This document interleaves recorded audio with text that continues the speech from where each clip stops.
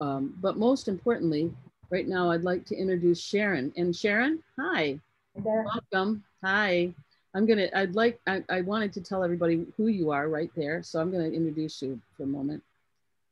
Sharon's art combines her, I've known Sharon for many years, and I've seen her developing, and her understanding of nature with her exceptional talent for drawing and creating unforgettable images is unmatched. And the bold and unique colors of her work are a feast for the eyes and touch the soul. And Sharon was juried into the Oil Painters of America, the 20th Annual National Exhibition, and an award winner at the Carmel Art Festival. And she is a founding member of the PAC 6 Painters.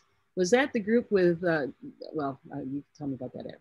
A wonderful group of artists. Is that with Miriam Fortunati, yeah, as well as Ms. Gold and some other really fantastic, lovely, amazing artists. So she has a museum exhibition and gallery shows that were the result of the PAC trip to the Eastern Sierra Nevada mountains. Her art was featured in a 4-page article in the February through March 2017 issue of Plein Air magazine. So I'm sure that's archived and you can see it. She was invited to the San Dimas Art Festival, awarded the bronze medal for her work. She's an artist member of the California Art Club, and Sharon teaches a 1-hour Zoom class every Monday and Friday morning. Monday evening, I think it is, isn't it? Monday evening and Wednesday morning. Okay, and we'll put that in the chat, or your contact information through the Klein Academy of Fine Art. And I'll just post the information in the chat and people can get in touch with you that way. So with no further ado, I'd like to introduce Sharon Weaver, and if you'd like to take it from there, that would be super. I'm sorry, I'm wearing this silly hat. This is costume night with I like it. Looks good. Okay. So guys, I'm gonna pin myself, which makes me go large on the screen. If you want to get me large on the screen, maybe speaker. Michelle, you can help them kind of. Yeah, if you set yourself to speaker, when she pins herself, you'll be able to get a pretty full image. And she's taken the time to set up cameras to be able to get her palette and her easel, and herself. She can switch back and forth. That's in the upper right-hand corner of your screen where it says view, in case people don't know where to find that setting. Click on view and you'll see speaker view and gallery view, and it's the speaker view that we need. Great. Thank you. Let's see if everybody can get me. So I'm on full screen, and then you're going to be in a little boxes on the side of it. That's and everyone should mute their microphones so we don't horn in on you. Thank you. And one more thing. In fact, Sharon, do you want to tell people what you told me about asking questions? Yeah, it's really nice to kind of have interaction. So guys, if you do have a question, you can unmute and ask me, or you can type it in and Michelle will see it and, say something and ask me about it. Because a lot of times, if you wait until the end or till the break, you forget what you really wanted to ask. And it's a lot nicer when we have kind of an interaction, I think, personally. So anyway, I'm in my studio. As Michelle mentioned, I've been teaching online classes since last March. So for about a year, when this whole thing kind of happened, I said, well, I've got to really get online because I don't think this is going to go away, as quickly as some people think. And here we are a year later and still Zooming. So I'm awfully glad I did it. And it's been a lot of fun. I do it through Klein Academy of Fine Art. And I do a Monday night class, which is... I'm putting it in the chat. Yeah, everything you need to know about how to, paint landscape. So I do demos and I talk and I have like things like this, which is my step-by-step guide on how to paint this scene. I do a step-by-step on things. Last month it was how to paint water, and this month it's going to be how to paint mountains and rocks. So I hope you join us. That's on Monday. Then Wednesday is a critique class where you send me in your paintings and I go in on Photoshop and I make the changes so you can actually see them. And, you know, that has worked out really well too. And it's a lot of fun. It's a really great group and we're not real judgmental. So even beginners, don't worry. You know, we appreciate the fact that you're trying and making the effort, because there's miles on the brush. I mean, really practice, practice, practice. That's what makes you good. So we're right on schedule because it's 5:29 and everyone's itching to see you paint. So guys, I wanted to show you this. This is my step-by-step. I don't know if you got the reference, but I'm going to be painting this scene from up in Laguna. This is from Laguna. So my first step when you paint is that you just kind of sketch it in roughly, you know, with a neutral kind of color. I want to emphasize, I learned to paint plein air. That's how I learned to paint. So even my studio work, I paint the way I paint plein air. And this is kind of the steps that I do for every single painting, no matter what it is. Then over here, I put in the shadows or the darks. That's step 2. Notice that I'm not putting in a lot of detail. I'm first just getting in the basic shapes, right? Then step 3 is what takes me what takes the longest, because what I do here is paint 4 or 5 main masses. So I reduce the painting down to simple shapes. For instance, this particular painting has 4 different large shapes. The water, right, which comes down to here. The sky is number 2. The sand is 3. And the rocks and the landmass is 4. If you simplify it down to simple shapes like that, you think in small terms and simple shapes, suddenly it becomes easy. So basically, I just block in all of those to make sure that my values and my temperatures of colors, I like what's happening and I like the composition. Now, for instance, when I paint outside, this might take me about an hour and I'll be here. So I haven't invested a lot of time. And if I don't like the way the shape of this cliff is, I can just go back and change it. I haven't put all these details in. If you've spent hours on this cliff and you suddenly realize that it's not really the right shape, it's not going to be as easy to change it.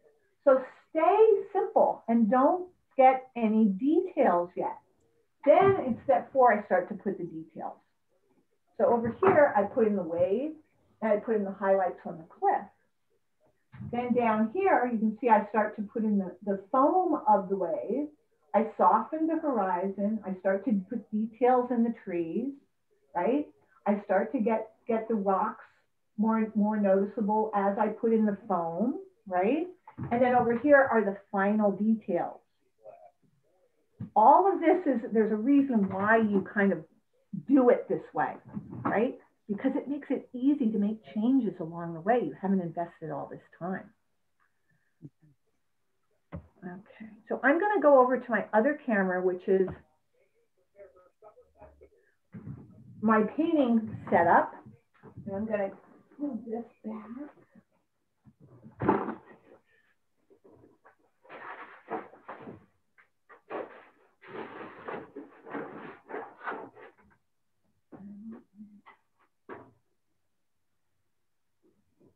Okay, so here is, let me see now. Can everybody see? Here's the reference right here.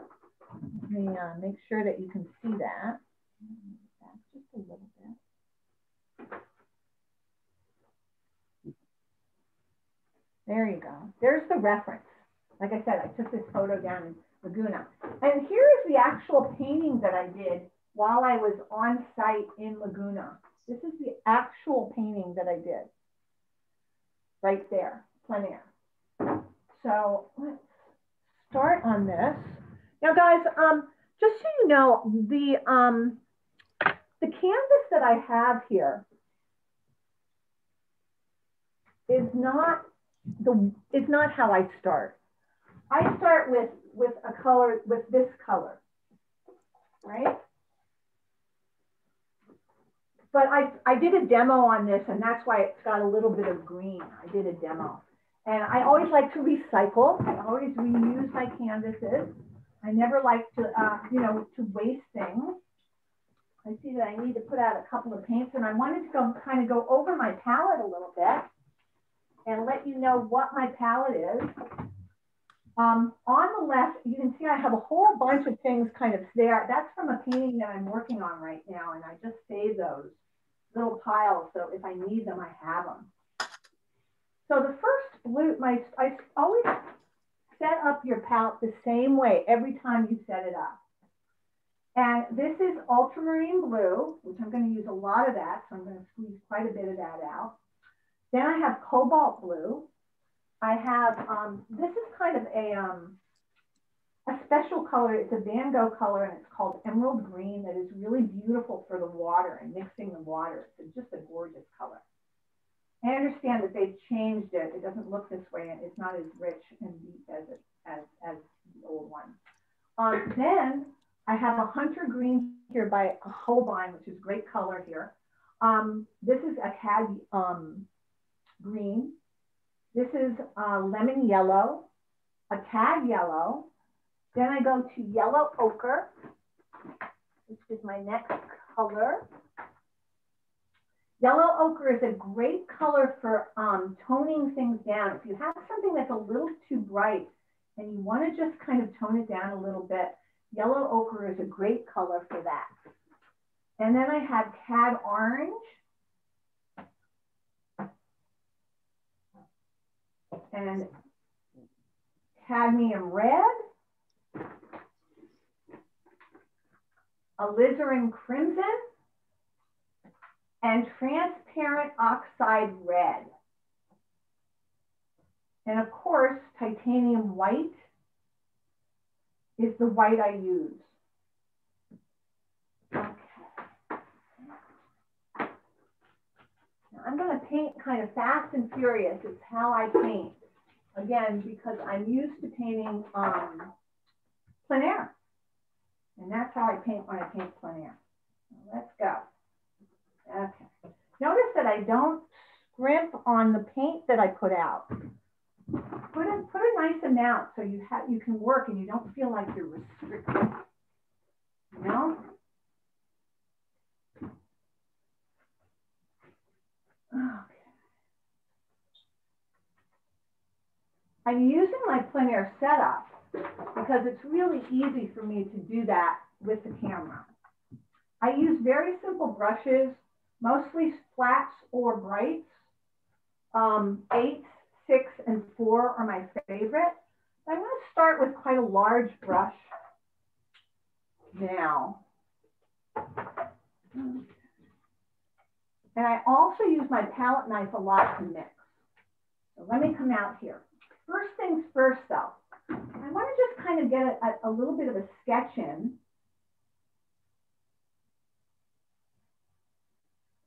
I want to just kind of put the horizon in, and it's okay if it's not perfectly straight. Sometimes I will actually take a piece of tape and put it down so that I can get that nice straight line. Some people say, well, isn't that cheating? I'm like, well, you know, they even know that in the old days, the masters, they used this tool that actually projected the image up to onto their canvas, for instance. They believe that that's how Rembrandt, not Rembrandt, was it? Yeah, I think Rembrandt, that he used it. So notice I'm just kind of very quickly sketching in the rocks, the cliffs, just to kind of get a nice feel for it. See how what I want to do here. Oh, I know who you were thinking of, Vermeer. I think that he did use it. Yeah, a lot of them actually did. It's been found out. Yeah. I don't think it was Rembrandt. Okay. And then I just want to do put in a little indication of where those palm trees are too. Now I'm using, this is an 8 by 16 canvas. I get these on Blick, they're ready-made canvases.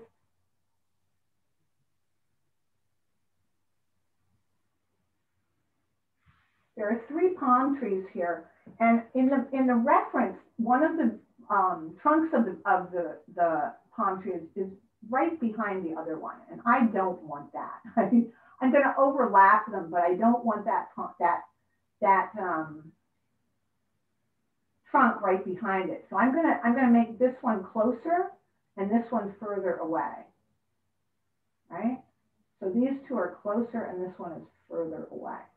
Okay, now that's really all I need to get started and to kind of start to block in, right? That's my step 1, if you remember, right? Now, the colors here, it's gonna get dark, so I better put on my light as it gets darker and darker here. The light will change.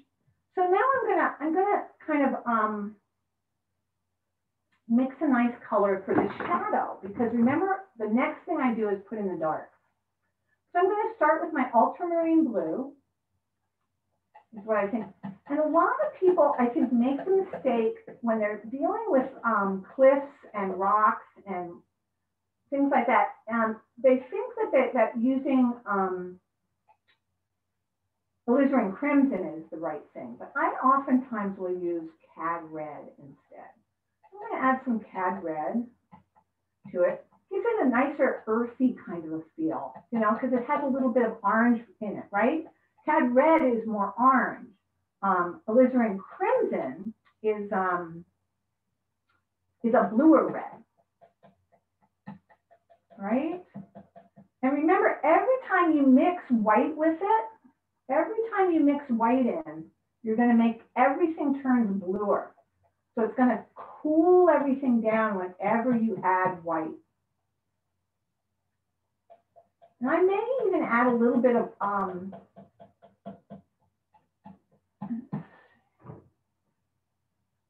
now, how can you see that? Not bad, okay. I'm gonna add a little bit of yellow ochre actually to it. Because I want it to be a little bit more earthy again, and that will just kind of knock it down and make it a little bit earthier. So now I'm gonna put in all those shadows that I see. Now, I, of course, was at this location. I was there. And I'm going to actually put in a little orange too. So I remember what it looked like. And it was not really that dark because it was, you know, morning. So that shadow doesn't really need to be all that dark. Right? Yeah, that's much better. Okay.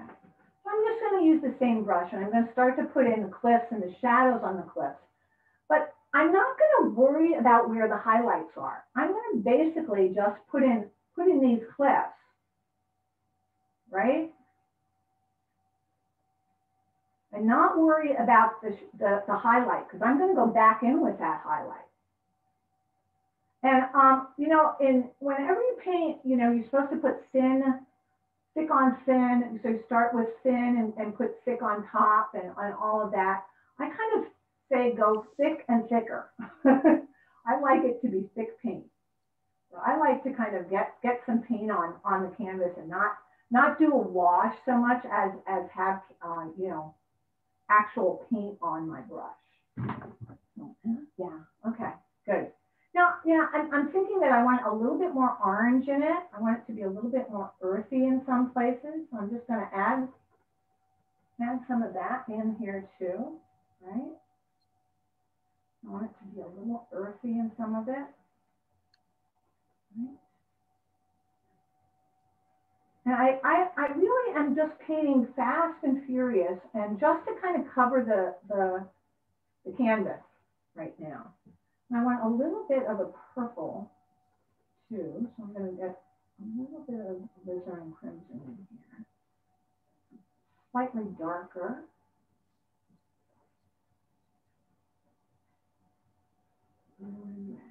Right. Kind of right in that, where the cliffs come down and they're against, right in there. Okay. So again, I'm not really looking to get a lot of detail though. Now for the rocks are always going to be darker. Why? Because they're wet. So I'm going to use, again, my ultramarine blue with a little bit of transparent oxide red in it. But I want it to be a little bit more blue than red. And I'm going to, the transparent oxide. So let's see, the rocks are going to be here. Come down like this. I'm trying to do it so that you can see what I'm doing. I don't want to put my hand up. If I do that, please let me know and stop me. I get carried away sometimes and I forget that I have people watching. Okay.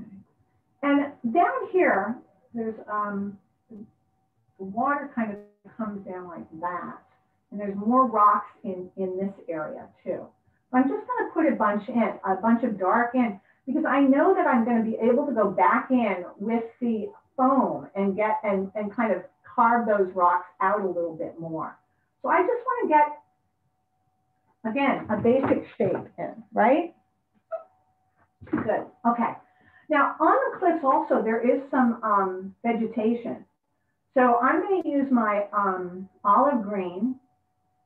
Again, I don't want it quite so dark, but my olive green is a beautiful color. It's a whole vine, and it's quite a dark olive green, which I really like for most of when I'm painting trees.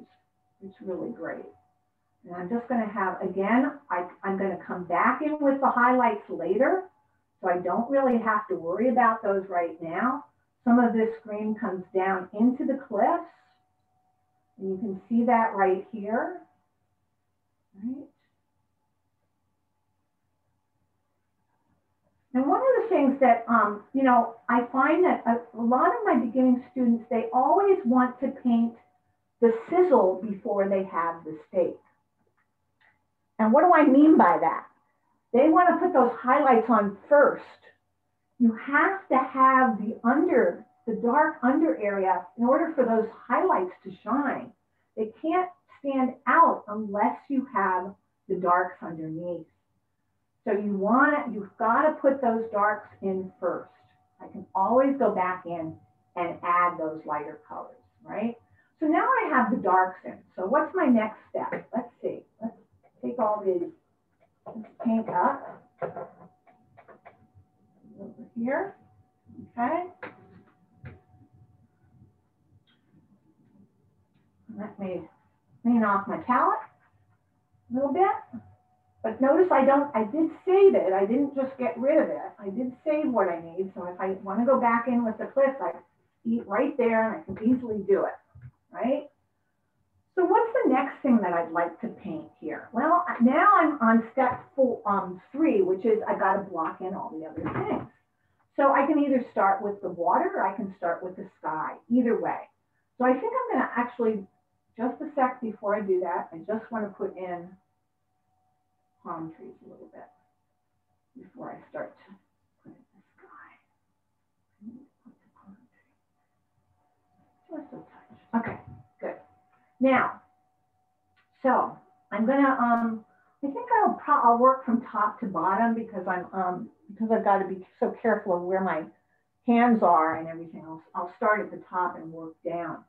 So the sky, what color is the sky? Let's look at the reference. It's quite blue. Now, when I look at when I was there, I painted this on site, and you can see that the sky, well, it doesn't really look that way in the image, but I can assure you that the sky is bluer, and the water is more green. I can get a little closer. Anyway. So that's one of the distinctions that I'm gonna do when I mix the colors of the sky. I use cobalt blue. I do not use cerulean. I know a lot of people like cerulean. I just don't. I tried it, and I hated every paint that I painted with it.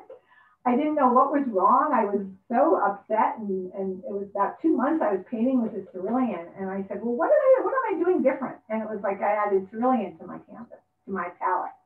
I took it off, and I'm so much happier with without it. So I use cobalt. So cobalt is what I use for the sky. Cobalt's probably the cleanest blue you can get. It's not warm, it's not cool, it's just a very neutral, beautiful blue. So oftentimes cobalt is what I use for my sky. Now I'm looking at my monitor, and that pile looks very turquoise, unfortunately. I don't know if that's true in your monitors, but it's not really that turquoise. It's much bluer. So I'm going to start at the top with the darker of the blue, darker cobalt mix. And then I'm going to go down and lighten it as I go down. I'm not going to put any, if I wanted to make the sky more turquoise, the color that I would add would be lemon yellow. But I'm not going to do that because I see on the monitor that it just doesn't look very, very blue. It looks quite turquoise already. So I'm going to paint for the monitor a little bit. So I'm starting up here with the darker blue, right? And oftentimes I'll just put stuff on like this with my palette knife to just kind of get a nice big amount of paint up there on it, you know? And then I'm going to take another big chunk of white and add more white. Okay, I'm going to add a little bit more of that cobalt.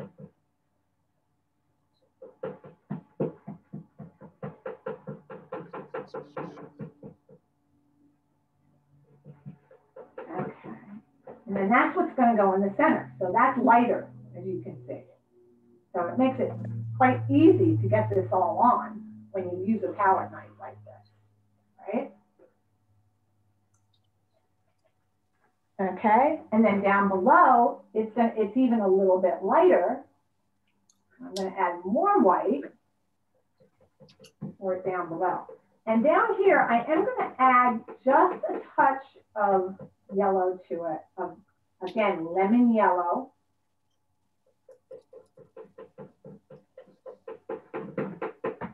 Down at the horizon.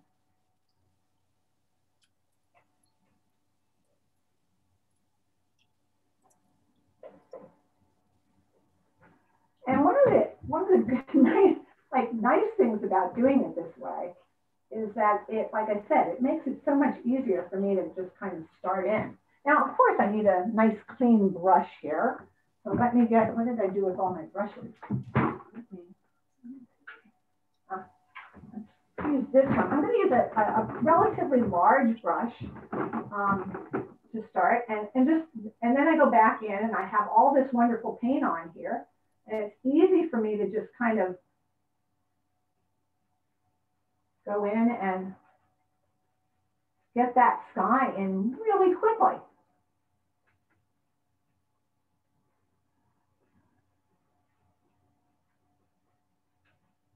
I've got all this paint already on there. I don't even have to go back and get any.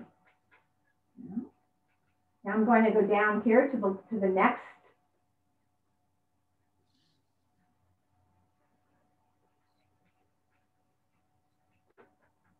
And one of the things about sky is remember that your sky it's not a rock. It's not a mountain. So when I do the brush strokes, notice how they're very random. They're just kind of easily put in there, right? I'm not worried about having perfect strokes going across or up or down or anything because you know, the sky is random. It's not solid. It's transparent. So it's really nice to just be able to kind of, you know, use brush strokes that are really easy. You know, just nice and more of this down here.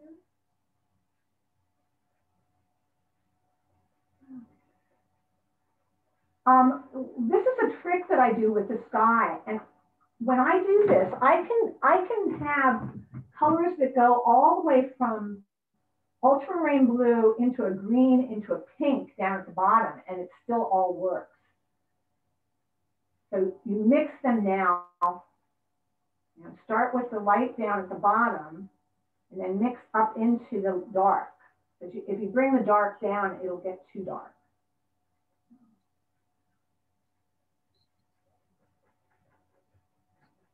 And I'm going to head up.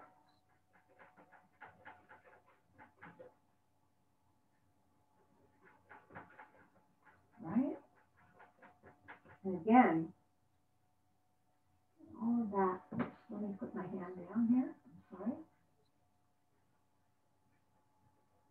I'm not too worried about the trunks of the tree. I know trees. I know the palm trees. I know I can always go over them and define them again.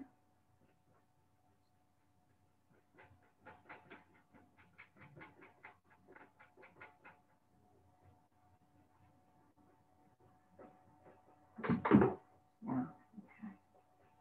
So I want a little bit more blue in this. I'm going to get a little more of my cobalt and white for that mid-tone.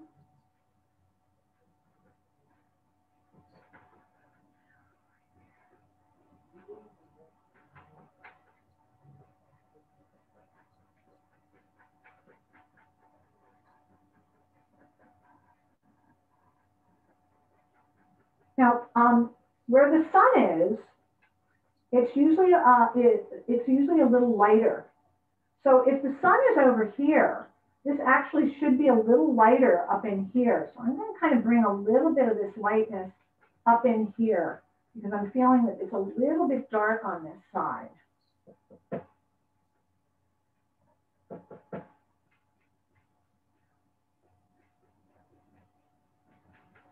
That's better. Okay. Let's see, how does that look? Yeah, now I'm starting to get mixed. Right? I unfortunately have a bit of glare on the canvas over here, I see, from the light. Just a little bit. No, that's worse. This way. I think that's better. Yeah, that's a little bit better. Good. Okay. And that's better for me to kind of see what's going on because I can't really, on the angle, I can't see too well.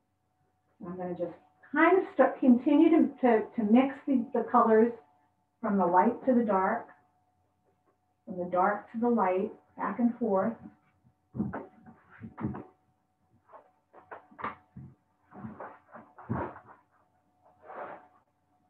And if you have too much dark on the brush and you go into the light, you're going to have a problem. So you might want to, clean your brush up and kind of take that off, and this will allow you to kind of really mix those colors nicely. Let's see. Yeah, now we're starting to get that. Now, what do I do? Okay, so now I'm going off away from the sky and going into the water. So what do I want to do here? The water at the horizon has a touch of red in it. So I'm going to start with ultramarine blue, white, and red. Now, everybody remember that red is much, much more toxic, much more chroma, has much more intensity. It's much stronger than the blues. So oftentimes you have to mix a lot more blue, right, to your color than you do the red part. You don't want too much red. I don't want it to look red, really. I just want a little bit of red in it. So I have to be very careful not to turn it too purple. Okay. So I can use the same brush for putting on this. And this is actually a good color, and I think it's a little too bright. I'm going to add a little transparent oxide red to it. Does anybody have any questions that they wanted to ask? Transparent oxide red is a wonderful color to kind of knock things down and neutralize them, make them just a little bit more gray. And I got this transparent oxide red, if you're not familiar with that color, it's a color that Richard Schmid uses. And he's just an amazing landscape painter.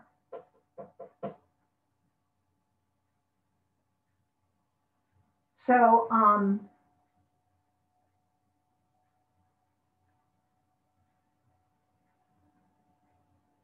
the water I'm going to start going across because I want to try and get that straight line there. But in reality, the horizon is not real, a real sharp line. It's better if it's softened. So I'm gonna actually go back in and soften it later. But to start with, I want to try and get a nice straight line across. Michelle was mentioning that I belong to this group called the Pack 6. I don't know if you guys are familiar with us. There's 6 women artists. We actually have a museum show that's coming up at the Santa Paula Art Museum this summer. It starts, we start July 31st, I believe is when we are there. Okay, yeah, that's good. But again, I don't want it quite so hard of a line. So what I'm gonna do is I'm gonna just go back in with my finger and soften it. I try not to do it with my finger, but I try to do it with a glove because, you know, toxic, and I'm not, I just have allergy issues and things like that. Kind of soften it, right? And good. Okay.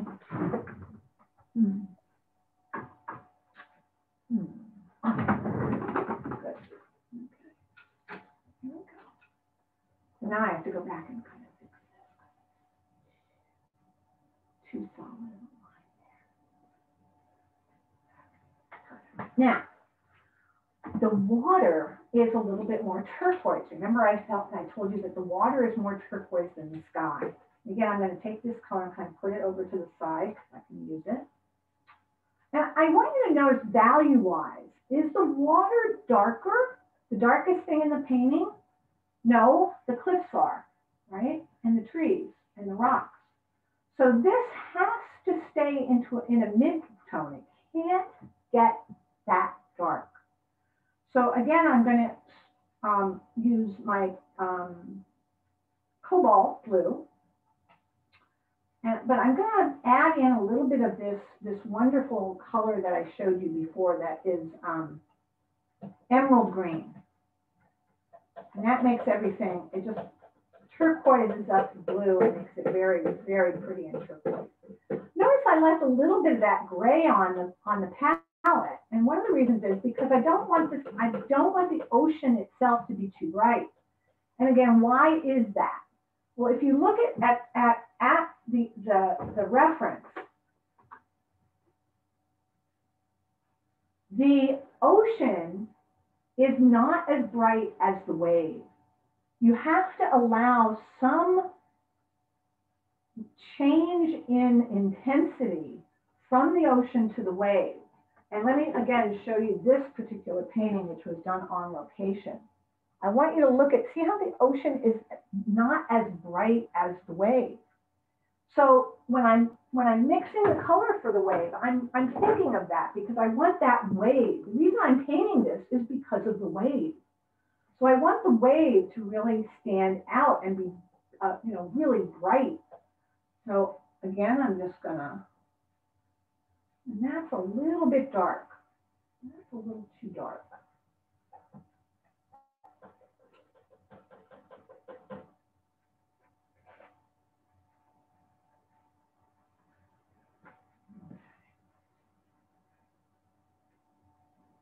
So I'm always thinking about the reference, you know, relationships of colors and how they're going to work against each other. I have to think about that because if I make the ocean itself really, really bright, that wave is not going to have anything to stand out against. It's going to look, it's not going to be as impressive, right? Now, one of the things that I like to do with water, and I actually need a bigger brush. Let me show you. A lot of people immediately start painting the water this way. But in reality, water is deep. It starts off deep. So you want to go horizontal. I'm sorry, vertical. You want your brush strokes to go up and down. I'm going to make this even have more turquoise in it.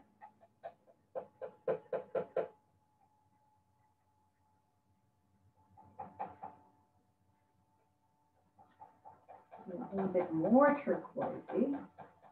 But I don't want it real bright. I don't want it to be like that straight turquoise color that I have. And some of you may use Viridian. Viridian would be a great color to, to put in the ocean. But please remember, you can't use it straight out of the tube. You have to mix it and tone it down. Viridian isn't something that is, is in nature, that you're going to find in nature. You have to really tone it down.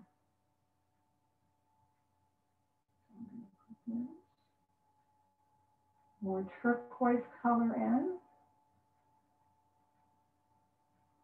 the ocean. I'm going to have it come down quite far over here.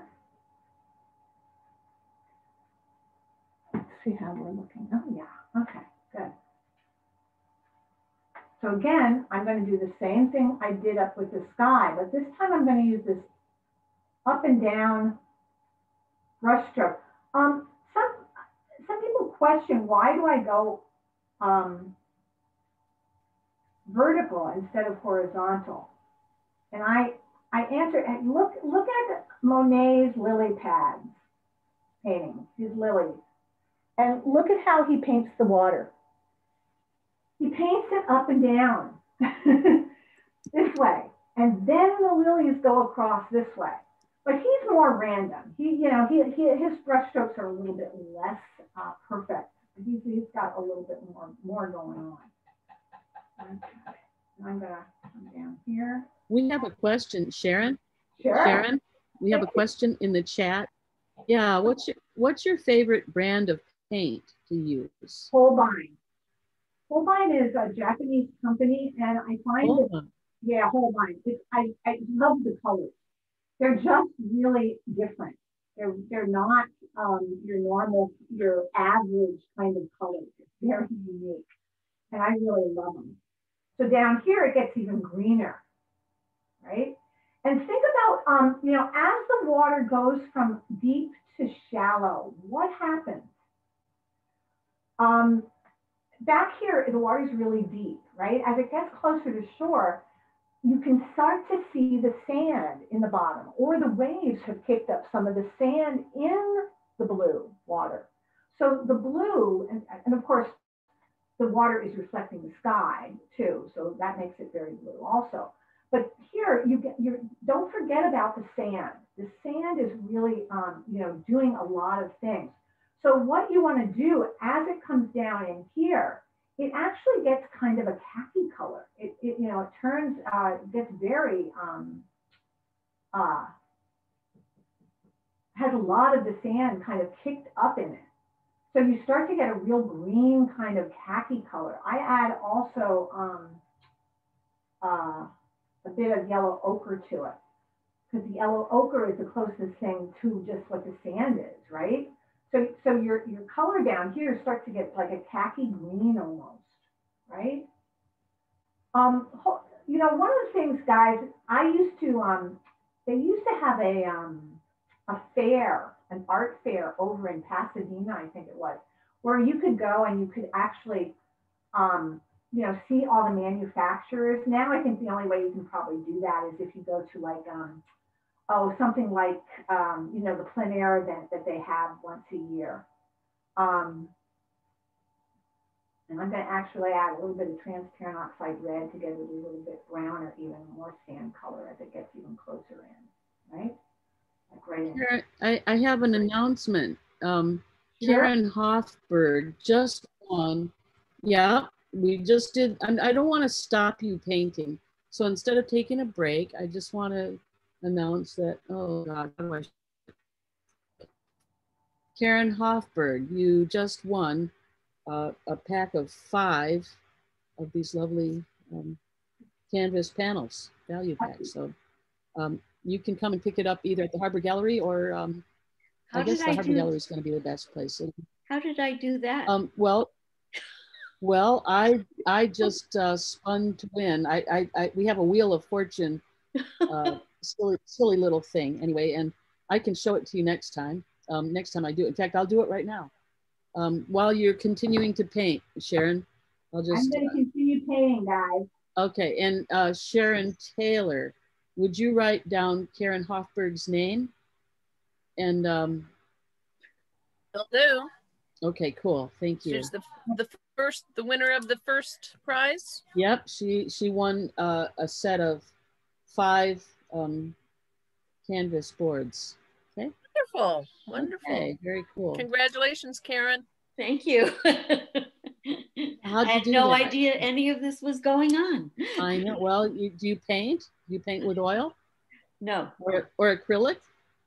Sometimes. Okay, well, now you've got a new shot at it. You may as well. I'm going to be looking in to see what you do. So, you know, next. Actually, I'm working on oh, you can't see. Let's see. Oh, are you working on one of the, are you painting along with? No, I'm working on a fabric collage thing. Ah, okay. Well, I'm gonna do one more drawing and then we'll do the other 2. If you can see me, let's see, where are we? I don't know what I can see. I'd like to show you the spin to win, but I don't know how to do that. So right now we have a pad, a sketchbook. So the next winner will be, I'm gonna try to share my screen. I may as well. Oh, there we are. Okay, I can do it.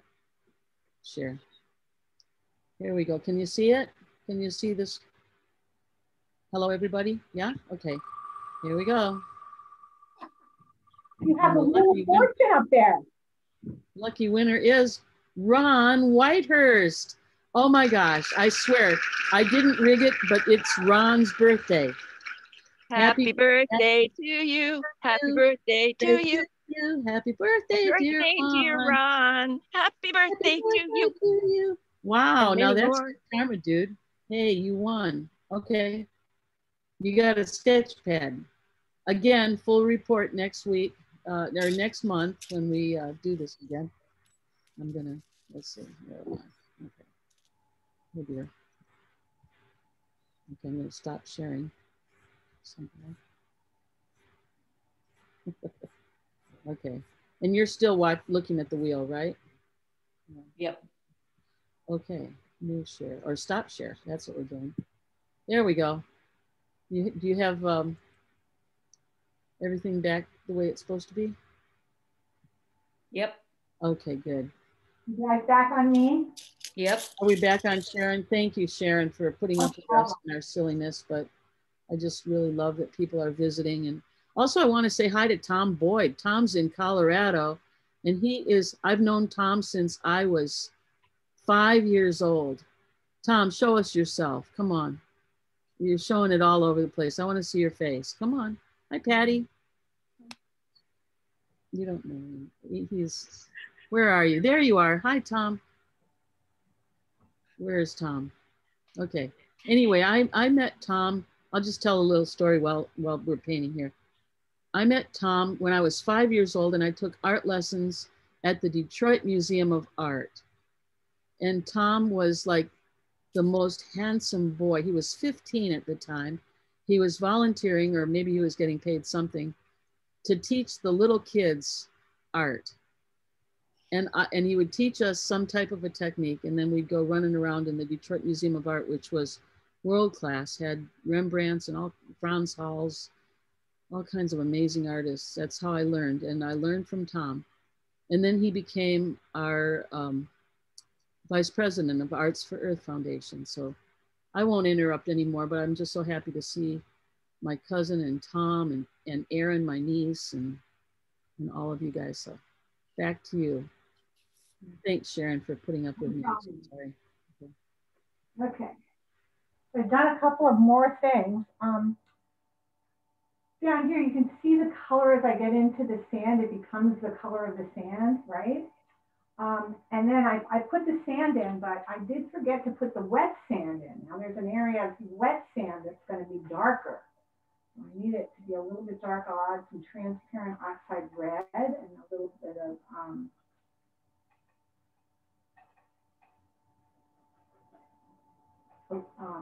ultramarine blue to get kind of a nice, a slightly darker area.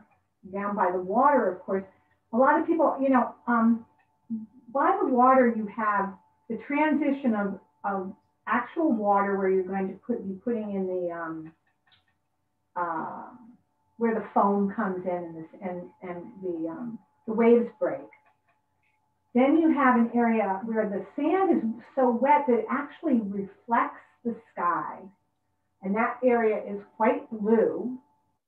And you can use the same cobalt blue with white that you used up there, right? And then you have this wonderful area where the sand is not as wet, so it's not reflective, but it's still wet. So it's a little bit darker. So I need to put some of that in too, right?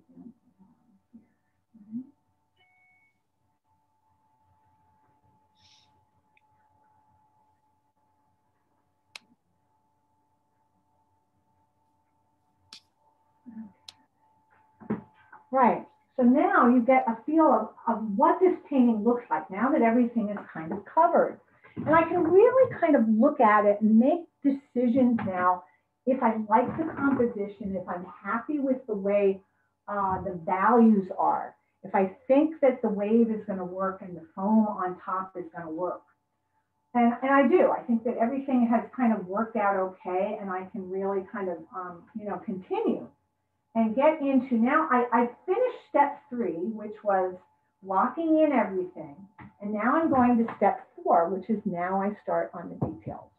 Finally, now you can start on details.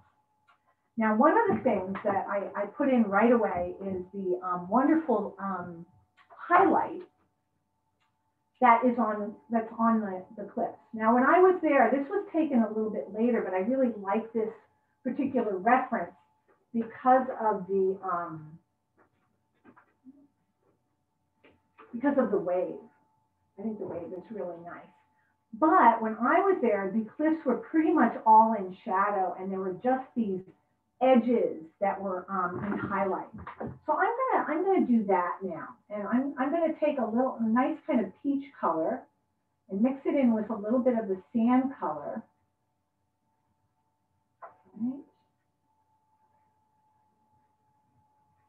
And don't be afraid to make color. I want you to look at this.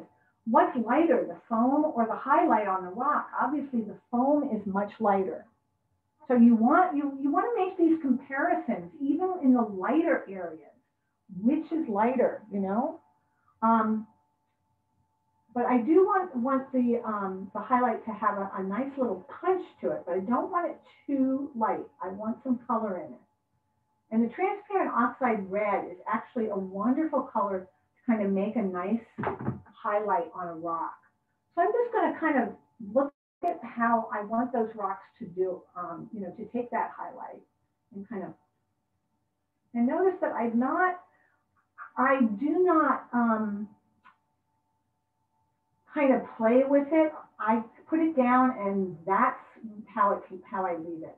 I do not want to go back in. I don't want.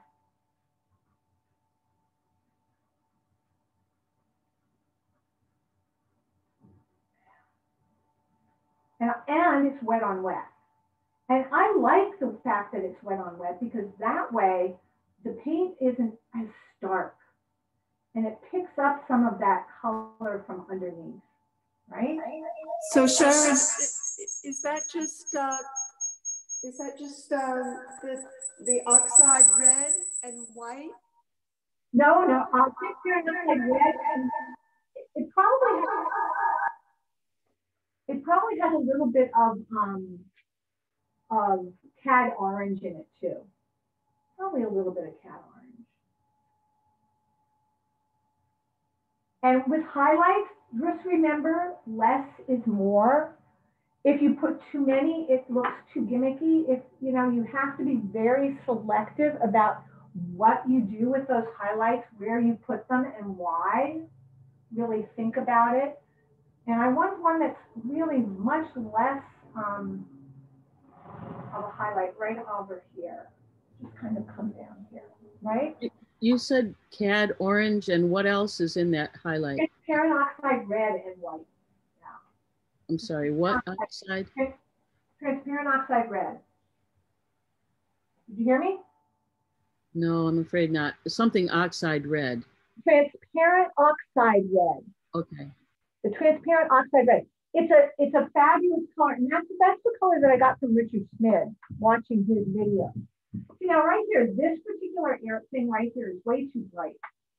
You know, I don't like that. I want to just knock that down, get rid of that. It's just too bright, right? See, that looks much better. Yeah. And if say I wanted to have an area there that there's a whole bunch of highlights on, I'll just take the brush and then just do that, you know, and just allow that to leave a little bit of, yeah, okay.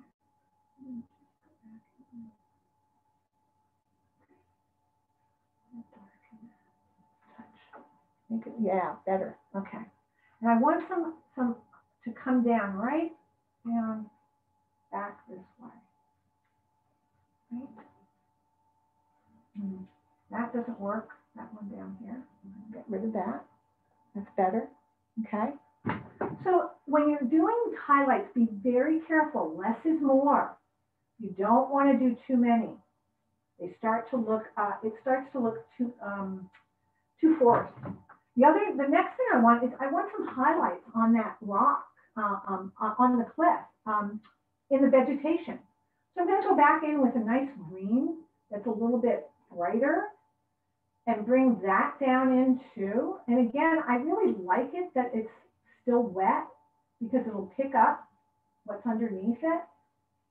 I'm adding a little bit of yellow ochre to it also. So I want to just kind of get some vegetation that has some interest in it. See, yeah, that's right. That's it. Not too much.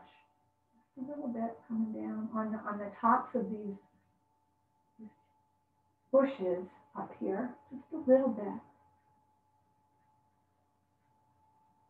So what color green did you use? That is a cadmium green that I have. It's also a Holbein color. And it's very much, you know, in the spring when all the new leaves come out and all the grasses come up, that really chartreusey green, it's great. It's very much like that. I'm not happy with this right here. It's a little too much. Now I'm gonna get rid of that. Look. And you can see I hold about, you know, all these brushes like this. I have every color that I need, and I go back and forth between them and back and forth. But I've used this now for the lighter, so I need to pick up a little bit of the darker again. And I'm gonna, because now I'm in the details. The details are what takes the time. You know, the detail is what you have to kind of work on. And now that's better, right? Okay, so now I need to put in the wave. The wave itself is brighter and darker than the rest of the ocean. Okay, so I need to mix a color that's going to be pretty hot, and especially since I'm going to put it on top of the colors that are already there. So I have this color that's called emerald green, and that's from Van Gogh, and it's a great color. You can also use Viridian. Viridian's a little too green, but you know, it's a lack of, but I want you to see what that color looks like. See how beautiful that is? And then I'm going to add a little bit of the cad to it. And it really pops. It's a really beautiful turquoisey color and a little bit of cobalt.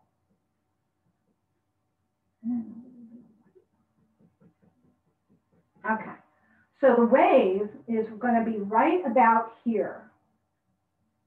Coming across. Right about here. I need a big chunk of paint here.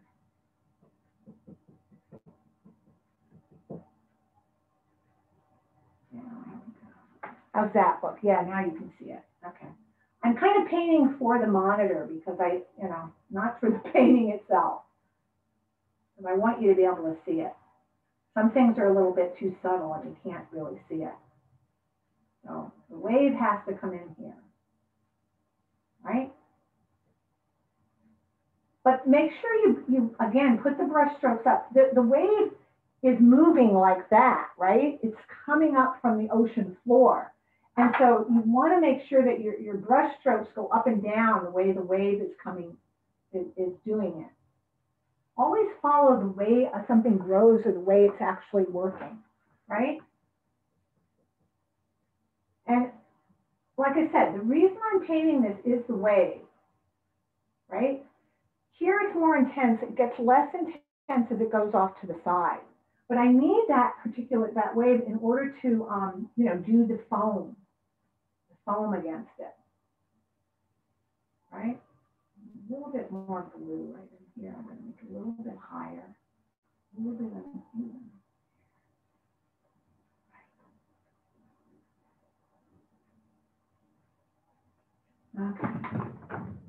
Okay. Did you tone down? Oh, sorry. Yeah, you've got a lot of feedback for some. Yeah, no, it's because I'm using two screens. So did you put a lot of white into that? Nothing, not hardly white at all. No. This is mostly the color. And I'm gonna just kind of turn this a little bit. Maybe I can get a little less glare. During the day, the light is so much better in my studio because I don't have to use light. I have natural light. But, yeah. Okay. So now I'm pretty much ready to think about the foam, right? The foam on the wave. Wow, the exciting part. So now we're getting to the sizzle. We've worked on the steak, and now we can actually start to paint the sizzle. Now for this though, I need a very clean brush. I need a nice clean brush. And I like a brush that is flat. I always use a flat brush, usually bristled boar. And when I put the foam on, I never use straight white. Never, never, never. I always put a tint of, it depends on the day. It can be lemon yellow. It might be my green, but I think that this one was a little bit of lemon yellow. And if it looks really yellow, then you put too much yellow in it. It's just a touch. But a color will always have more intensity than plain white. Notice I often will take my paint and put it up on my palette knife, and then I take the paint up that way. That way I get a really nice amount of paint on my brush. And I want to just kind of have a little bit of paint right over here, right? And then I'm gonna turn my brush around, and I'm gonna get a lot more paint as it comes over here, and bring down the wave, right? Now I'm not gonna follow. I'm gonna follow my actual painting that I did there, because it's got a really nice wave. And again, I'm using wet on wet, so it's very, you can't really go back in and press down too hard on it, because you'll just get way too much of the color from underneath. So you have to allow it. And let me see how that looks. Yeah, that color is looking fine on the monitor. Again, it's a little bit too yellow, but I prefer it to have a little bit of yellow in it, because it looks better on the monitor. And I'm going to kind of go up like this on some of it, Okay. And notice it's kind of like calligraphy when you're doing this. And now I'm going to rinse, get off that dirt of the blue paint from underneath that has come up, and I need more of the white. Come over here, and I'm going to have more of this come down here this way.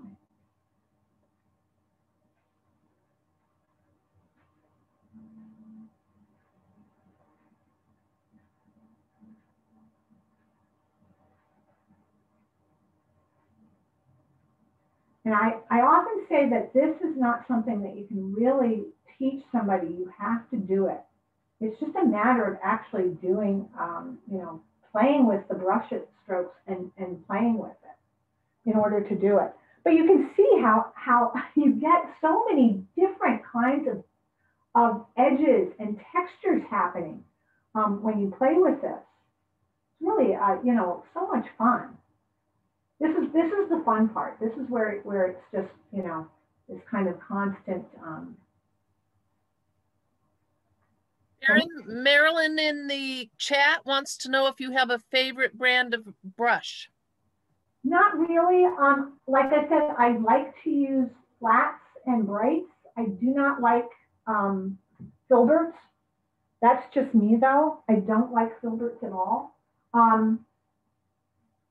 I like a flat because I can get, you know, I can get a really thin line or a really thick line, you know, with it. If I go down like this, I get a thick. If I go on the edge, I get a nice thin line. So I really like that. Okay, now one of the other things that I can soften this a little bit by just coming in here and playing with it, you know, and using my finger to kind of soften that. I also like to put in just a few dots of foam as if, you know, they're coming off the water like that, right? Now, one of the things, you know, the wave needs a bottom, right? As you have the flat area of the ocean and the wave comes up and barrels over towards you, right? So in order to make that look that way, you have to have the bottom of the wave. So I'm going to start to put in the bottom down here, right? And again, I have to go back in and pick up.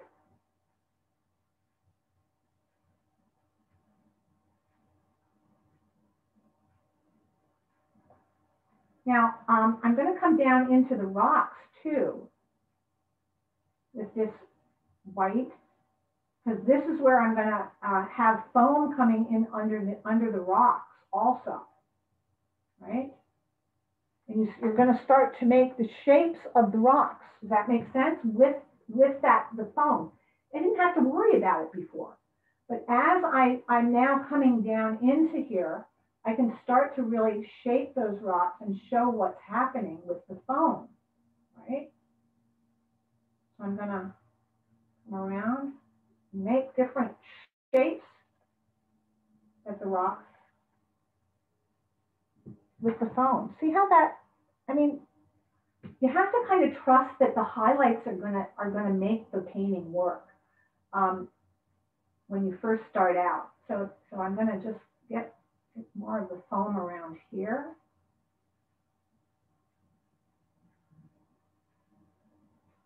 Okay. Yeah. I'm wondering if everybody has done the poll. If you have an artist that you'd like to see us have a host as a guest artist, let us know and put it in the chat. There's nowhere to do it in the poll. Just thought I'd mention the poll. Now down here, notice I'm starting to put the foam that as it comes into the shallows, you start to get this horizontal foam happening, right? So I'm going to start to kind of put that in too.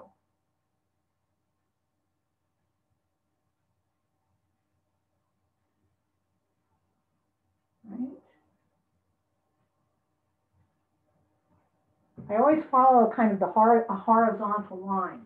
And if I want, there's some areas that I might want a finer line.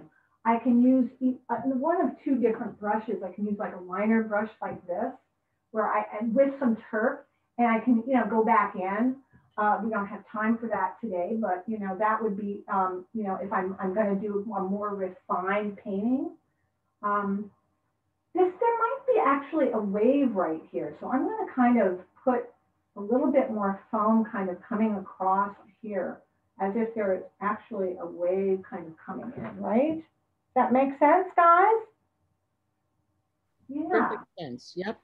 Yeah, now it's starting to look like looking something. great. Okay, so right in here, in addition to the water, you know, you having that foam, there's also that white foam. There are usually white lines that come up into this area too, like that, right? Okay, here. The other thing you want to do is you want to kind of bring a little bit of the foam up into the wave, like this. Not a lot, just to show that, you know, it's going up into the wave, that it's concave, it's, you know, like a barrel shape coming down. So you want to just kind of get some of the foam coming up into there, like that, right? Yeah, now it's coming along, right? I don't like the shape of this rock out here. It looks a little too big. So I'm gonna cut in and actually make it smaller, and as if the ocean's coming into here. I'm not liking the shape. Yeah, that's better. Now, I'm not looking too much. The other thing that happens as I paint is once I get to this stage, I am not worried about it looking like the reference. I'm not worried about resolving the painting. I want the painting to work. I want the painting to look good. So I'm concentrating much more on what's happening on the painting and not so much that I'm copying a reference. Does that make sense, guys? At some point, the reference becomes secondary. It's unimportant. Your painting is what's important. Yep. Right? Okay. Right. Let me just. Now I'm on the details, so you know I'm going to refine a few of the shapes on the wave. I want to.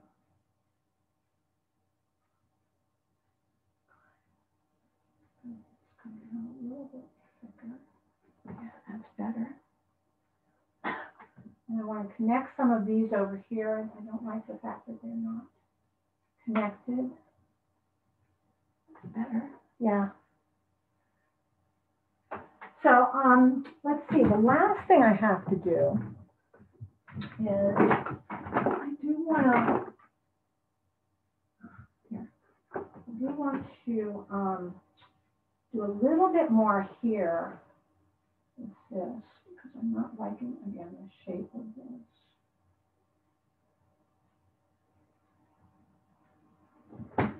Yeah.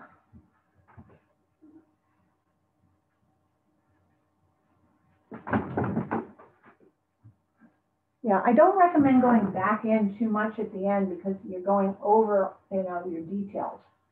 Try and resolve these issues beforehand, before you put in the details. Yeah, that's better. I just was too big and sticking up too much, right? Yeah, and they were sort of similar, the two main rocks. Yeah, yeah, I didn't like them. This one I think is a little bit less big. Let's have some blue that comes down from here. This one should be a little bit. Yeah, that's better too. Okay, so now, what time is it? How are we doing, by the way? Michelle, how are we doing? We are at 6:37, and so that means you have 20 or 17 minutes or something. 27 yeah. minutes. So guys, you know, if we just have a couple minutes, and we can even. Right. The last thing, of course, is you know the palm trees up there, right? The palm trees kind of look like little blobs. They're not really great looking. So let's talk about the palm trees.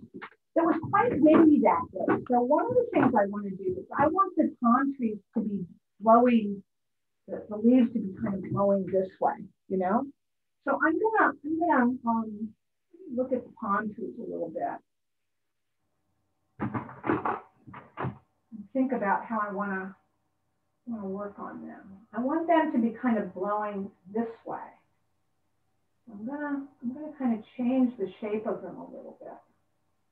I hope that the people who are painting will share some of their work with us. I'd love to see. I would love to see them. Yeah, I see a few people who are actually painting along or doing something or other like that, and I'd love to see or hear how they're doing with it. I love what you're doing. It's really coming along. Sharon. So I'm just going to put a couple of leaves going off to that side so you get a feel that the wind is blowing, right? Now let's see if I can put in the trunks of the palm tree. And I do want a couple of sky holes in those palm trees too. So let me get a nice, my palette is pretty messy. I don't have any good sky colored left, so I'm going to have to mix something. Again, oh, that's what I need is my cobalt. I'm kind of, you know, I always tell my husband that, you know, my clothes will either, they will have paint on them or they will have paint on them. I'm kind of a messy painter. I really am. I am very unworried about like where it gets, where the paint goes. So I do tend to get it in a lot of different places. This particular room has, I have a full carpet over the carpet so that I don't have to worry about whether it gets on the floor or what happens to it. But I really enjoy, you know, I wish people would love the paint more, you know, just really enjoy the thickness and the pleasure of oil paints.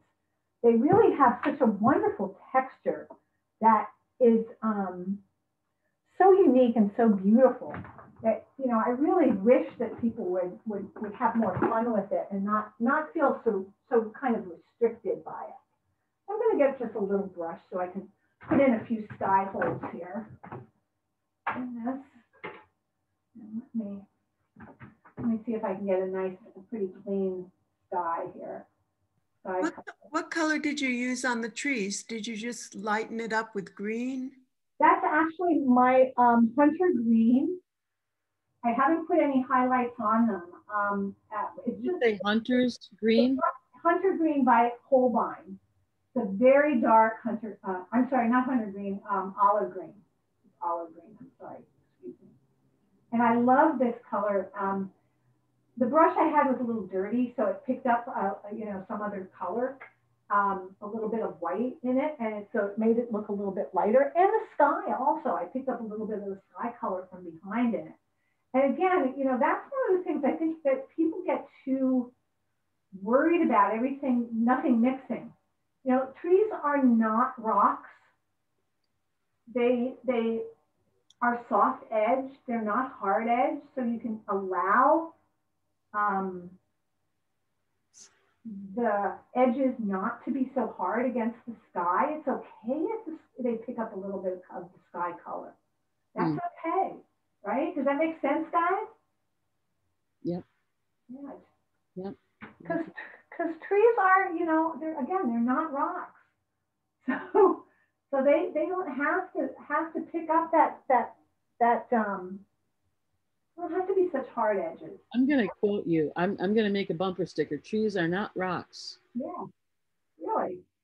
Well, and, you know, you see some trees in there, and the leaves and edges are so hard. Try to get over that, because that's not really what happens to trees. But just a couple of little sky holes here. Okay, good. Now I'm going to go back in.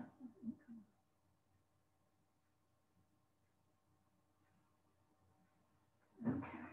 Now, if I want to put in that, the trunk of the tree, let's see if I have something that I can use here. I'm using like 12 brushes. Let's think. Okay, so it's kind of a purple brown color, right? So I have this color here that was from the cliffs that I can use. But it's a little darker, so I'm gonna add a little bit blue, more ultramarine to it. Let's see if I can get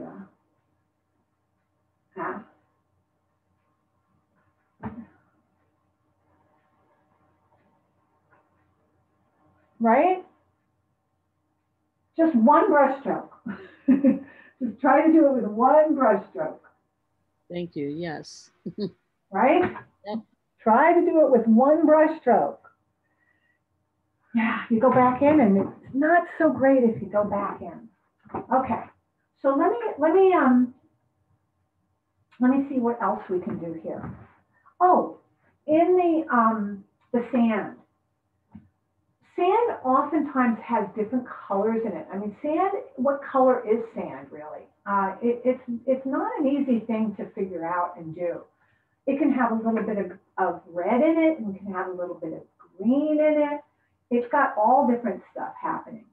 So oftentimes, you know, like leaving the sand like this is really, you know, not good. It's way, way, way too, what is the mix? You have a question in the chat. What's the mix in sand underneath the cliff? Thank you. What's the mix in what colors did I use to mix it, you mean? Yeah. Yeah, it's obviously mostly white, but it has some transparent oxide red. And then I put in yellow too, which is the yellow ochre. But there's, you know, back here, the sand is much darker back here. So I'm just going to kind of add some of this into it.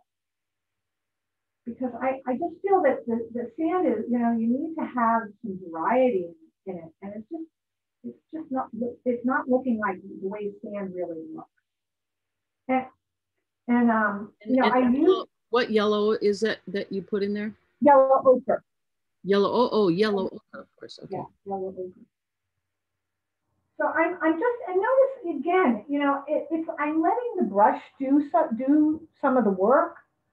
Try not to be so controlling with things. A lot of times, accidents are the nicest thing that's happened in my paintings. You know, are the best thing because I just kind of let it do its thing. Now, there's also some accents on these rocks, some highlights on these rocks that I haven't put in, right? That I should put in. Yeah, see, now we're starting to get some stuff happening. It's really shaping up nicely. I like the way it's coming along. It's right. Really way better than a photo. Oh, that's the other thing I always tell my students. You don't want to copy the photo. You want your painting to be better than the photo. You know, I mean, copying the painting, how boring, I mean, the photo, how boring. Yeah, it definitely is way better. Yeah, right? You want the painting to be much better than the photograph, right? So, you know, you want to get that texture in the sand. There might be, you know, as I look at it, you can notice that this is a little bit whiter back here, and it's a little bit darker as it came forward. It might not show up in the painting, in the monitor, but it is.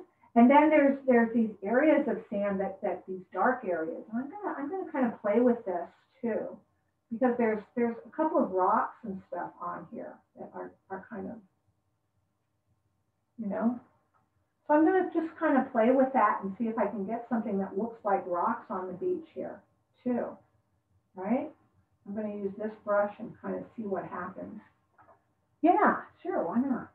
And I have some rocks back here too that I don't have in there that I can stick in. See, now I'm getting into the details. Now I'm starting to get the, you know, make the painting work and the details work, right? It's so fun. We are so lucky, you know? One of the things that I really want to impart too is that as artists, we see things that other people do not. I'll be on the road with my husband, and I'll scream and go, "Oh my God, look at how beautiful that looks over there." And he'll look and he'll look and he'll go, "What are you looking? What are you talking about? We're under a freeway. What do you see that's so beautiful?" And I'll see a shadow that just strikes me as being really pretty, you know. And it's really a gift to be able to see. I see so many things that I want to paint and that I just think are so pretty. And, you know, we're so lucky that way to have that. Now, one of the other things is there's actually should be a little bit of a blue shadow. I I kind of have run out of brushes though. There should be a slightly blue shadow underneath the cliffs on the sand. Should be a little bit blue. I don't know if I have.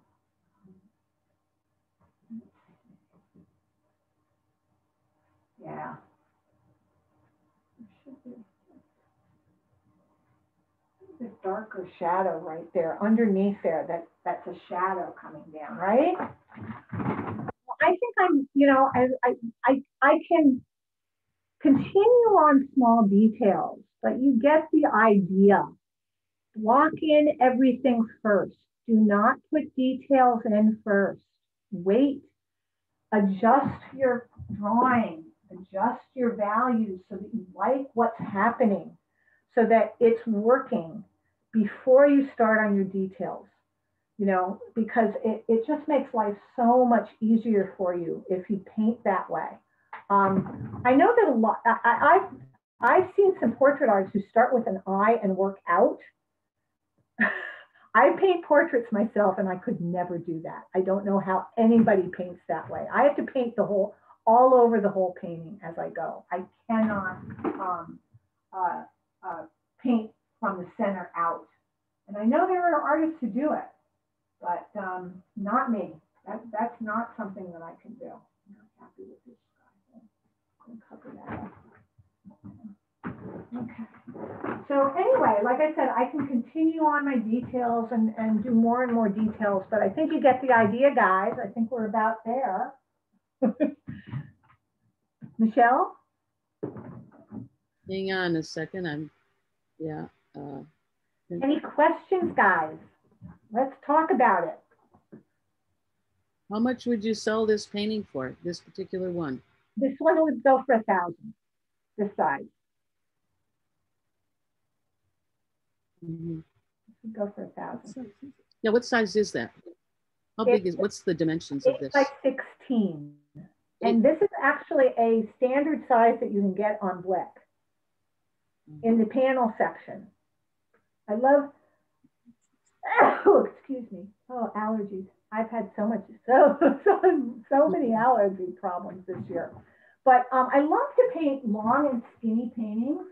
Like, you know, I mean, obviously, you know, the one I did on location is much better. This is a nice painting. But, anyway. Did you say? I'm sorry, 1,000. I think that the one I did on location is much better. Much better. But, you know. Well, you had a little more time to noodle in those that lush greenery up there. It's so pretty. Nice. Anyway, guys. Yay. No other questions? Anybody? You can unmute yourselves and just go ahead and ask. 8x16s are 1,000. 1,000. Oh, sorry. Do you frame your paintings? They come framed and delivered. Framed and delivered, yes. What kind of frames do you like to use? I use the plein air frames. So most of my frames are, you know, the wider frames, maybe 2 inches. Yeah, this was a wonderful demo. Let's see, where are we time-wise? Oh, look at that. We have time to... More minutes. Yeah, we have a couple more minutes. So what's your next project? What's something you aspire to do that you're really excited about? Well, you know that you know about my gold leaf paintings that I've been doing. Oh, those are so gorgeous. I actually showed, in fact, I might share, I'll share my screen again. I'll show them the the painting that you did. You can go ahead and talk until I find it because I don't know right where it is. Yeah, I feel I've kind of explored so much of the landscape. I've been painting the landscape now for about 20 years. And I wanted to find something a little bit different that was unique because there's so many wonderful artists out there. It's hard to stand out actually among all these great artists that are now offering their work. So I decided I would try landscape with gold leaf. I've never really seen it. Now I've seen gold leaf used with portraits And I've seen some gold leaf used with like what I know that there was an impressionist woman who I forget her name now, but she did it with birds. She used gold leaf with a lot of birds. Yes, but I haven't seen too many with landscape. So I said, well, you know, why don't I try this and see what I can do? And it has been a wonderful kind of expansion of my work. Is everybody seeing this, the Monterey cypress that have on the screen? Okay. Yes. This is a painting that, what do you call this painting? It's the one that's in the show, the works of American women artists. What is the name of that? Yeah, American women artists. And the gold leaf is in the sky and in the water. And then on the edge of the tree trunks where the light hits the tree trunks. And what's the? Go ahead. I'm just wondering, what's the title of this painting? This is called Golden Time. Golden Time. And all of them have golden in front of them. And this is, it's 11 by 14. They're not big because they are very time consuming. I only put the gold leaf where the gold leaf is, and then they're very planned out before I ever start painting them. These aren't in any way spontaneous. These are much, much more planned. So I plan this all out before I ever even, take. I absolutely love this painting. It's just so beautiful. Do you put the gold leaf down first and then paint? Correct. Ah. But I don't put gold leaf over the whole canvas. Mm-hmm. I only put it where you see it. I let it open where I'm going to paint. I let the canvas there.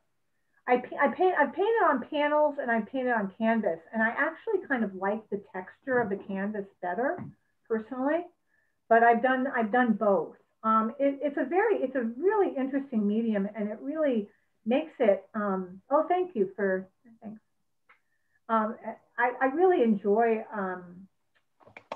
Okay, so you're going to be back on. So let's see your face. Oh yeah, let me go back to my other view. Yeah, your other view, right? Get out of here. That was really, that's such a beautiful painting. There you are. Hi, there we go. Here are all my brushes. Wait, hold that up. I want to get a screen here. Hold on 1 second. Oh, so sorry. All my brushes. Okay, got it. Okay. The mad artist, right? That's it. That's wonderful. I'm going to save it, and then I'm going to have you do one more without the. I'm a crazy person with a camera, and this is just about the same. Well, let me put this back down too. Okay. Oh yeah, right. Okay. Okay, guys, one more time. Lift up those brushes. I want to see the brushes. Hold them up. Let's see. Yay. Okay, thank you. Very good. Okay. The floor is yours. Go ahead. I'm sorry. So, it's the gold leaf was really an experiment that I had no idea how it was going to work out or what was going to happen. And I was lucky that, at Klein Academy where I teach, there was a woman artist who was from England who came over to teach how to do it.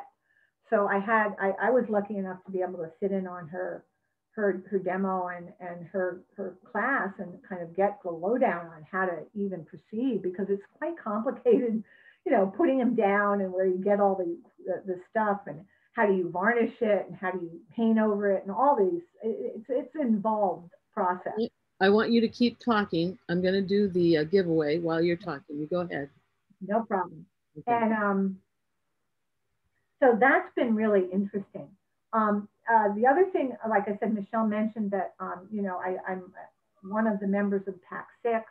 We have a show coming up at the Santa Paula Art Museum. It's the PAC 6 Paints the Wild West. Tom Boyd. Yay. Okay, Sharon, did you see? Yes. Actually, Sharon Taylor, did you see it? Can everybody see the wheel? Yep, we see it. Okay, can you write down Tom Boyd? I will. He's still here. Thank you. Okay, one more time. Keep on. I'm so sorry it interrupts you, but one more to go. I'm gonna give the rest of the floor. Jane Spiller, is Jane here? Okay, Jane Spiller, okay, so very good. Okay, the floor is yours again. Those are all of our gifts, and I thank you. So Sharon, you did a show.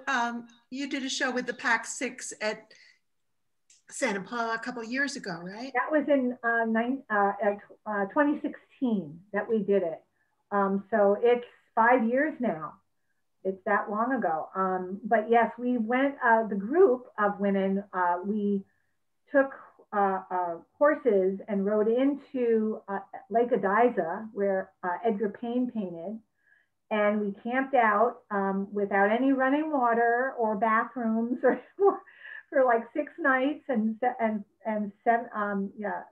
days, painting from sunrise to sunset. And it was the trip of a lifetime, and it was so amazing. We had such an amazing time, and the paintings that we did for that trip were at the last show in 2016. Now this year we're doing, we've taken a ton of different trips around. We went to Lake Tahoe, we went up to the Gold Rush country because we're painting the Wild West. So it's been quite a wonderful time. Of course, this last year we had to kind of use all the references, you know, that we had because we couldn't do any trips together this last year, but it's been really, you know, a wonderful experience. It always is with the group. And I'm looking forward to it. We're hoping by this summer that we'll be able to actually have a live reception. So keep your fingers crossed. Because the last reception, we had something like 250 people. I mean, it was just a mob scene. It was a great show. It was a great show. Where do you have the reception? At the Santa Paula Art Museum. Oh yeah, that's so nice. Yeah. It's a great group and just wonderful people. And the Santa Paula has been very, very, very kind to the Pack. Oh, nice. Well, you'll let us know, and we'll make sure we post it on the BAA website and on the Facebook page too. You know, and post what you're doing when you have shows. Post it on the Buenaventura Art Association Facebook page. Oh, okay. Because everybody here that's watching is connected to that. I'm sure they're all friends. And will do. I will, because you guys are, you know, are nearby, and you know, coming up over to Santa Paula is very close for you guys. 25, 30, 40 people more that you picked up just now. So great. Yeah. Great. Oh, I can't thank you enough. It's been really wonderful. I love the piece. It's very beautiful. Really? Are there any other questions, or anybody else have any other questions? What's the name of your women's painting group? The Pack 6. It's PAC 6. Okay. It stands for Painting Across America. Cool. Or across the country, I'm sorry. Painting across the country. So PAC 6. Yeah. Do you ever see Lynn Fearman anymore? Do you see her? Not recently. I am good buddies with her on Facebook, and you know, I see all of the postcards that she's been doing. She has sent me. She did send me a postcard actually. You remember the AOC? Oh, that's a Lynn Fearman. Mm-hmm. Yeah, this is from Lynn. Yeah. Do you remember AOC? Did you paint with us in the Artists of the Canyon? We wanted to drink wine, so we named it AOC. Yes. Yeah. Yeah. That's when I met Lynn. Yeah, we used to. Yeah. Well, I have another show that I'm doing for the California Art Club. They have On Location in Malibu is coming up. So I've been painting for that and doing, I'm doing a couple of paintings, you know, of the Malibu coast. That's fun too. Well, I'm gonna, where would we be able to see that? Well, one isn't finished, one I'm still working on, but the other one, let me just show it to you, and you can see it on my website.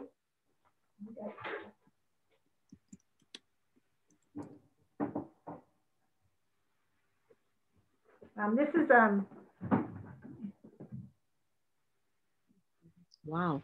The sunset scene with these people silhouetted against, you know, the sunlight on the ocean and stuff. Oh, hold on. I'm going to have to do the preview shot. This is one of the ones that I'm going to enter. I don't know if it'll get in, but I'm hopeful. But this is what I've been working. And then I have a large one that is also from the same time, but looking down the coast with Malibu Colony on the one side and the ocean, the sun setting on the other. It's quite ambitious, but I think it's coming out quite well. So well, I think at this point in your career, you're entitled to be ambitious, right? You can pull it off. What? You'll pull it off. Well, I hope so. We'll see. Yeah. But you can go to my website, SharonWeaver.com, and sign up for my newsletter. That way you can get, you know, find out and get all the information and news about what I'm doing as part of my classes. I do a plein air class once a month. This next week we're going, probably too far for you guys because you're in Ventura, but not necessarily. I'm going to Will Rogers State Park. No, not Will Rogers. Kenneth Hahn. I'm going to Kenneth Hahn. That's in Culver City. Last time I was actually at Malibu Creek State Park last month. Well, that's nice. Yeah, so you go to a different place every month, and yeah, I try to. It's hard because you know you need to find a place that is easily accessible, because I have some older students who come and they don't want, you know, they can't really hike in. So they physically actually come. They don't just do it by Zoom. They come. And we actually have. I'm only allowing 8 students, and we're all wear masks. And we're all like spread out outside. So it's really, you know, it's not at all dangerous. Perfectly. And there's always a bathroom, you know, and a pretty place. So, so that combination, it can't be beat. The last Sunday we were out at, like I said, at Malibu Creek State Park, and it was just gorgeous. Oh, it's just beautiful. We were actually at King Gillette looking across at Malibu Creek State Park. Nice. Nice. Can I ask, did you have gold leaf on that last painting, the Malibu painting? No, that one does not have gold leaf on it. That's just painted. That's just the paint. Yeah, that's just the paint. Certainly a lovely glow. Thank you. Yeah. It was fun to do. You can see the thickness of the paint even, you know, it's fun to do, fun stuff. I love to paint. Love the paint, you know? That's great. Thank you. You and Picasso. Yeah. Yeah. Any other questions, anyone, before we break? We're going to, if there are people who brought paintings that they'd like to present to the first Friday Ventura scene, we can share them. Otherwise, gosh, I don't want to say goodbye to you, but I guess I'm going to have to. Okay. I hope everybody thank you so much for a wonderful evening, and I think we're right on. Yeah, I hope everybody enjoyed the presentation. Well, we kept most everybody. You learned something. It's very fun, and I really appreciate you guys. You know, let me kind of come into your house and you know, show you you know, how I work. I hope you join me for some of my online classes, or go to my website. Yeah, I'm going to post it one more time. I'm going to, in the chat, if you want, you go ahead and save the chat, and I'm sure that you'll be able to contact Sharon, ask questions, or share your work. We have some really wonderfully accomplished artists here in the audience with us right now. And actually, I'm noticing, and and they stayed. So I'm happy that that's the case, because that speaks well of the whole show, and appreciate it. So, Tom, I'm going to talk to you later about how do we get you your prize. You want a prize. So, and anyway. I wanted to say thank you, Michelle so Nosko, for organizing this. Thank you very much. Michelle's one of our board members at Buenaventura Art Association. She has taken on the task of finding our demo artists, and she's done a wonderful job hosting this event and doing that job for us. So thank you very much, Michelle. Great appreciated. Yeah, very kind. It's been great. Thanks for asking me, guys. I really appreciate it. Great job. I hope everybody comes back next month at the same time, and we check in and see Dwayne Els. In fact, Sharon Weaver, you're invited to come and check in too. I'd love to see you again. We'll do it again. That sounds great. Okay. Thank you. Yeah, absolutely. Yeah. Right, everybody. And, hey guys. We got things at Spice.